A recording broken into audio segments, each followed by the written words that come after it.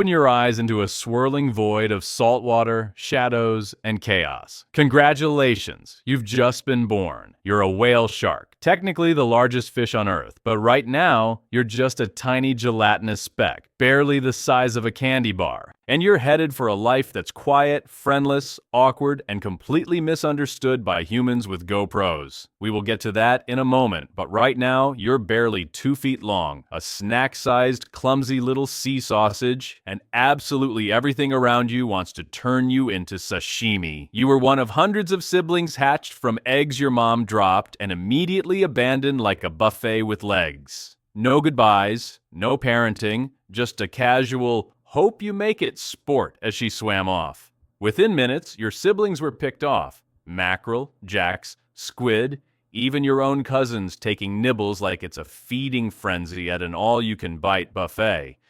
Hey, do you think we'll... right, noted.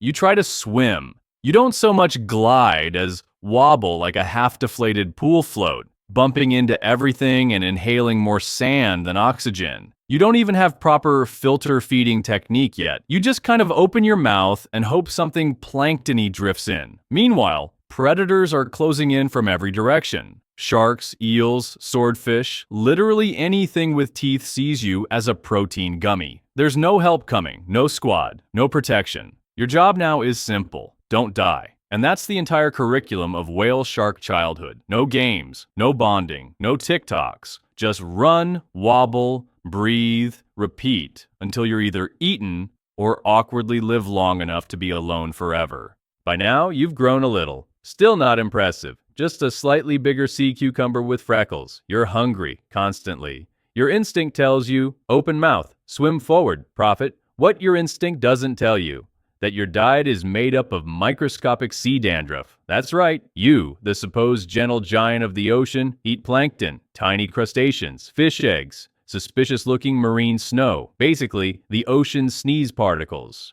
All this size and I eat like a broken vacuum. You missed. Don't rub it in.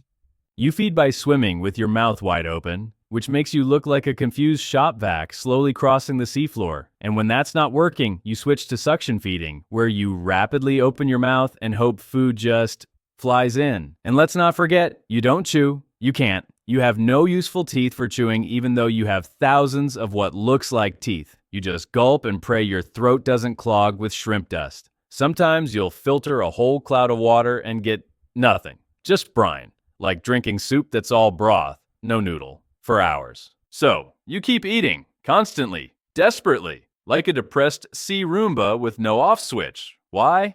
Because growing up as a whale shark takes decades. You don't reach maturity until you're somewhere around 25 to 30 years old. That's 3 decades of silent drifting, awkward filter feeding, and trying not to die in the most humiliating way possible. You grow slowly, ridiculously slowly, but you do grow into a bus-sized, polka-dotted submarine with the personality of a floor tile. Still, there's no fanfare. No, congratulations, you're an adult now moment. Just a bigger body and more plankton. Also, still no friends. Whale sharks don't travel in pods. You're solitary, which means unless you accidentally bump into another one, you spend your entire life just drifting.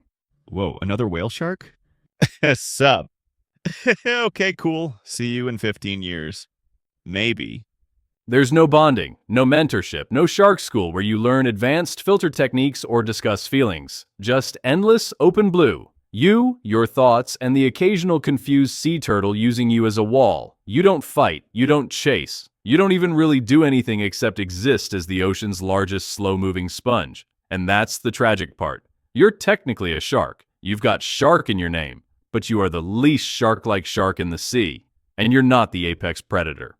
But maybe it doesn't matter because by now you're huge. We're talking school bus-sized, polka-dotted, majestic. The kind of creature that makes snorkelers squeal and YouTubers hyperventilate, which sounds great, until you realize you've become ocean famous. And being ocean famous sucks. First, the boats. Tour operators load tourists into speedboats and chase after you like you're a celebrity on a bad vacation. They circle, they shout, they splash, and then they jump in.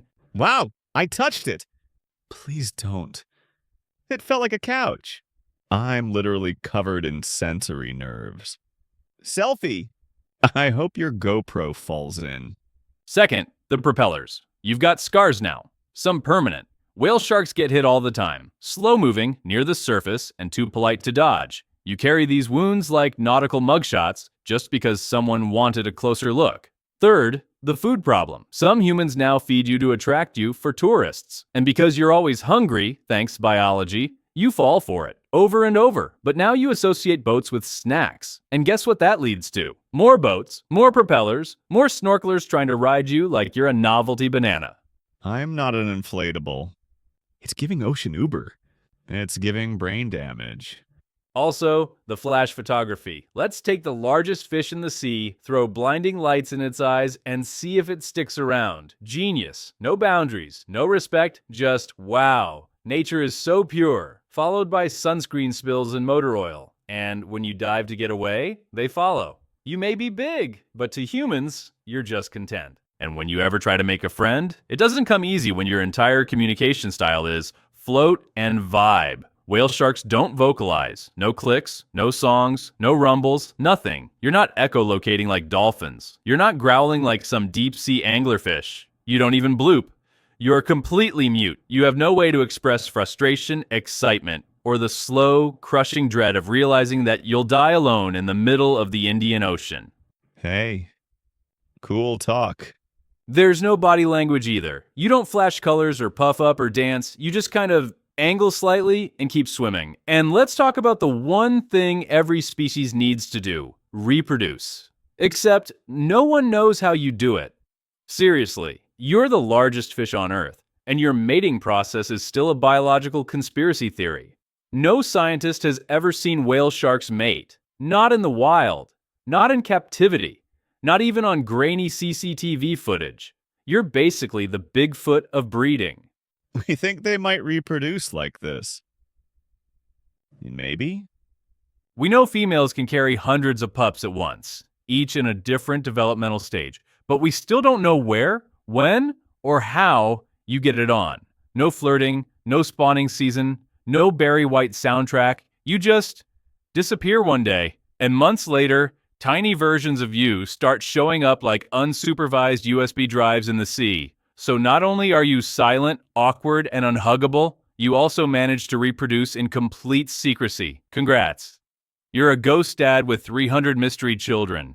But again, who cares, cause by now, you're huge, 17 meters long, weighing more than a garbage truck. You'd think size would buy you some peace. Nope, you're still a target, because out here, nothing's off limits. You've got orcas, nature's overachievers, who will absolutely mess with a whale shark just for fun. They flip you over, hold you upside down, and drown you by accident while playing What's in Your Liver. Then there are tiger sharks, who see your sheer mass and think, bet I can take a bite. Even humans join the fun, dragging nets across your habitat. You're not the target, but when you're the size of a van with 0 brakes, bycatch happens. And unlike real sharks, you don't have teeth, speed, or aggression. You can't fight. You can't hide. All you can do is swim, slowly, away. So yeah, being the biggest fish in the sea doesn't make you untouchable. It just makes you a bigger target. You are the biggest fish in the ocean, a gentle giant, a polka-dotted submarine of mystery. You lived through it all.